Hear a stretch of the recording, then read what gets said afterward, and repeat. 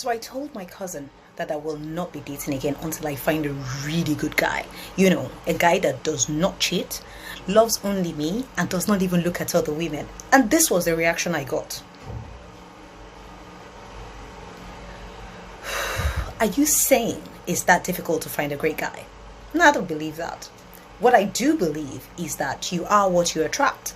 So if you're looking to find a great man, you have to somewhat fit the part.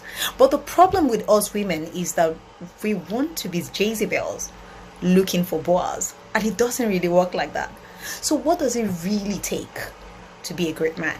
Point one, a good man has to be accountable.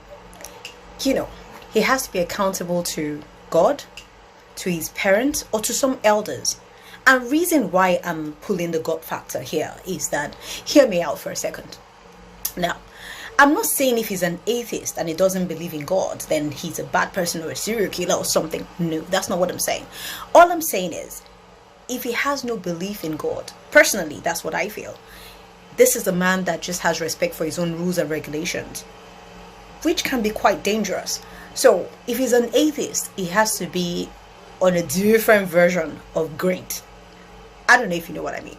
But he also has to be submissive to maybe his parents or some elders. I mean, somebody he respects. Because you want to know that if you do have issues in the relationship or the marriage or whatever, there's got to be somebody you can call that he has a bit of respect for, that you're certain that the issue can be resolved. Someone that can call him and, you know, whip him into shape, if that makes any sense, you know. So like I said, if the only respect he has is for the police, then he would have gutted you before you call 911, right?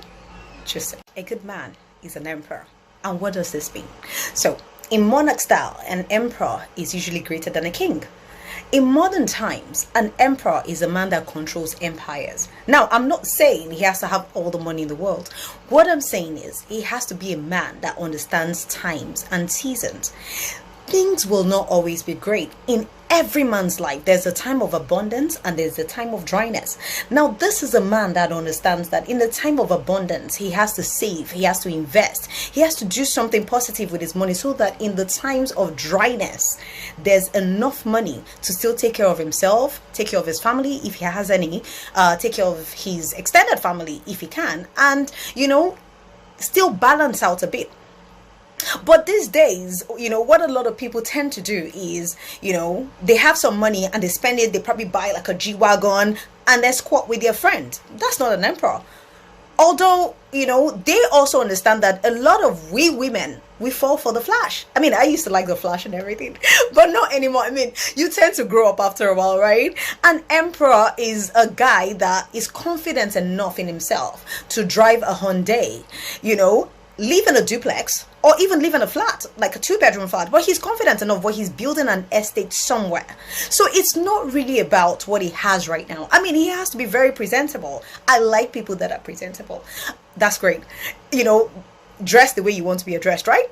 So he has to be presentable, but it's not really about what he has now. It's about what he's working towards. That's an emperor. A good man is a provider. Now, this is a man that does not care if you're the daughter of a president. If he makes $10, you will step out of your mansion and join him in his bungalow. He's the man. He's not taken from you. He's the man that still wants to provide, irrespective of who you are or what your status is. Now, this is the sort of man that would invest positively in his woman, like say invest in her studies, invest in her business, just something that can benefit the both of them. Do you understand? And if he has the money and he can provide all the flash for you, then that's great. But we also as women, you understand, we can't be selfish and just take. We can't be takers. We also have to, you know, if you're looking for a great man that is a provider, we also as women have to play our part. I don't know if anybody has seen Pretty Woman. For me, I think the turning point in Pretty Woman and where the billionaire fell in love with her was when he gave her his credit card to go and shop, and then she went and bought all this stuff, but she remembered to buy him a tie. I don't know if that makes any sense, because for the first time he looks at her differently, like, okay, she's not so selfish. Somehow she actually remembered to buy me something. He didn't need the tie, but she remembered him. she wanted to play her part. A good man has integrity and is concerned about having a good reputation. What does that mean? I'm not talking about being conceited or being overly vain. What I'm trying to say is he's the sort of man that when he says he's going to do it, you can go to bed knowing that he's going to do it. It's not the ones that their words don't match their actions, or what they say they will do, they will change their mind 5 minutes later or 2 days later and say, oh, well, I never said that. Oh, well, and come up with all sorts of excuses. No, if he says he's going to do it, you can go to bed knowing that it's already done. That sort of guy. Now, to the nitty-gritty of it, a good man has to have self-control. Seriously, have you seen the women out there? Oh my goodness. It would take a different kind of guy to be able to keep it in his pants. Now, what I'm saying is, the good one actually has to be able to control himself. He's not the man that can pull it out anywhere and give it to just everybody. You know, he has to have self-control. Does not mean he cannot make a mistake. I mean, at the end of the day, we're all human, right? But he's just one of those people that when he does make a mistake, it's easier to forgive because you know that is not his normal go-to behavior.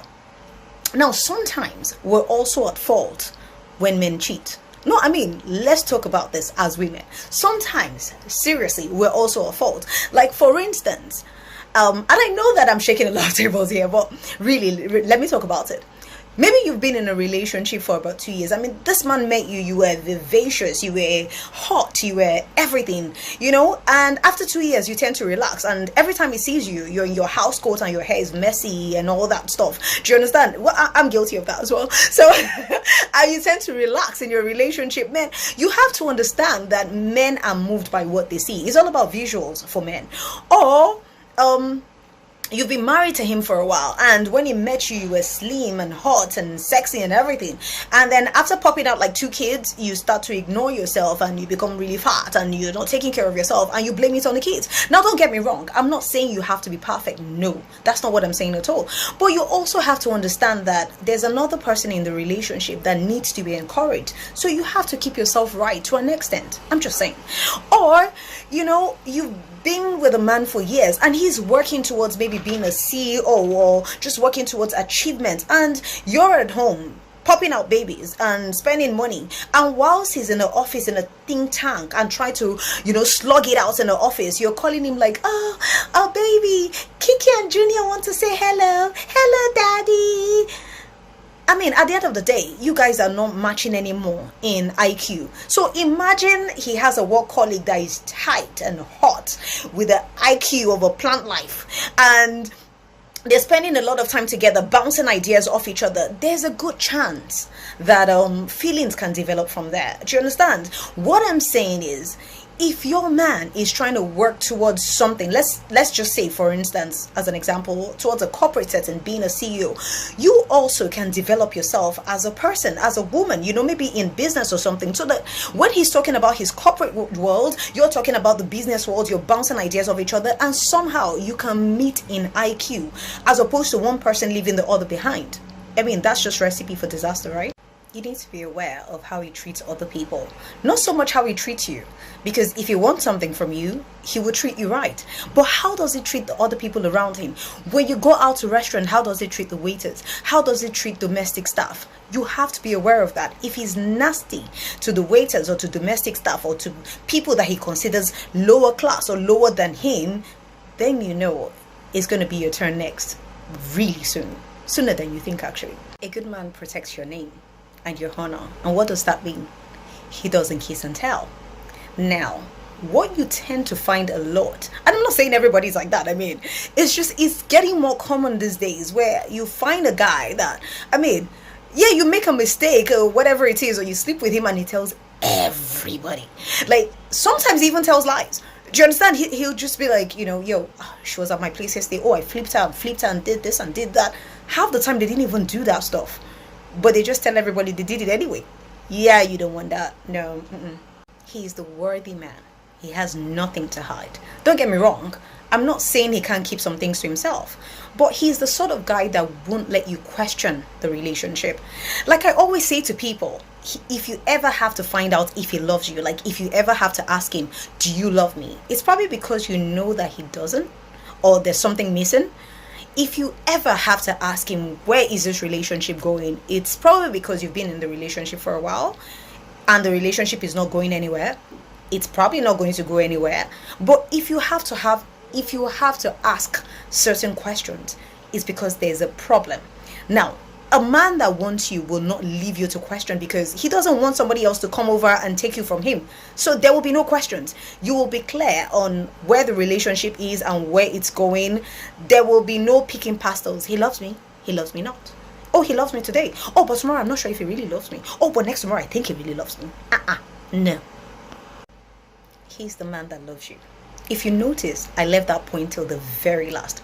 Only because people equate lust and that butterfly feeling to love. It's part of it, but it's a very small fraction of it. You want a man that loves you like a father, a man that loves you like a brother, a man that loves you as a friend, someone that can tell you the truth, the absolute truth, that can chastise you, that can give you tough love if need be. But at the end of the day, you still know that no matter what, he has your back. That's the kind of man you want. That's true love. And then with all these other wonderful qualities, as a woman, you will find it easier to actually submit to him. Now, if you don't appreciate that sort of man, please send him over to me. I need one. Anyway, it's good to be back here. This is Time Out. I'm Dee. Have a lovely, lovely week ahead. Namaste. Bye.